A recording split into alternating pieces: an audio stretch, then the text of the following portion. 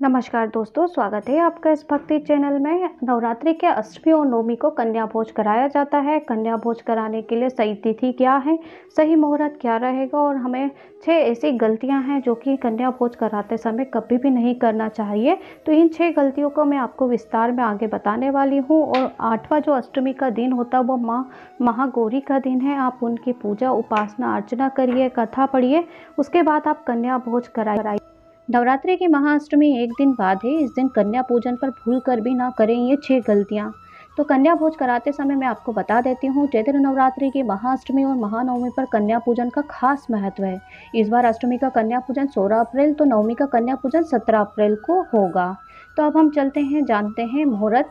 कन्या पूजन शुभ मुहूर्त में ही करें। इस बार इसके 2 शुभ मुहूर्त है। पहला शुभ मुहूर्त रहेगा सुबह 7:51 से लेकर 10:41 तक और दूसरा शुभ मुहूर्त रहेगा 11:55 से लेकर दोपहर 12:47 तक। तो इस शुभ मुहूर्त में आप कन्या भोज करा सकते हैं, कंजक जिमा सकते हैं।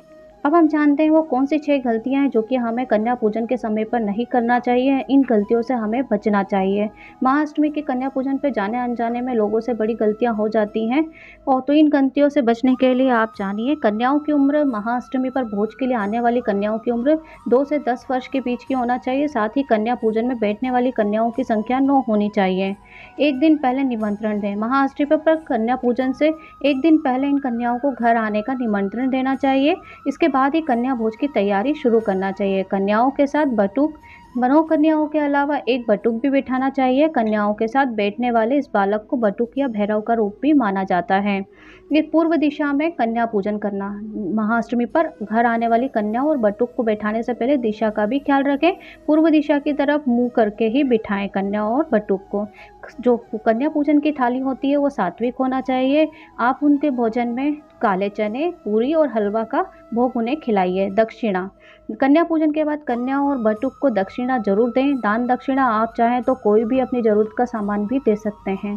तो इस तरीके से आप कन्या भोज कराइए। सच्चे दिल और प्रार्थना के साथ आप कराएंगे तो सारी आपकी मनोकामनाएं पूरी होंगी और सच्ची भक्ति से की गई उपासना को माँ जरूर स्वीकार करती है। आप इस तरीके से उपहार में चॉकलेट, कन्याओं के उपयोग की चीज़ें जैसे हेयर बैंड, क्लिप, क्लचर, ये भी आप दे सकते हैं या श्रृंगार की सामग्री भी आप दे सकते हैं। तो इस तरीके से आप महागौरी का आप पूजा आराधना करिए, कन्याओं को जिमाइए। माता रानी आप पर जरूर कृपा करेगी और आप पर दृष्टि हमेशा बनाए रखेगी।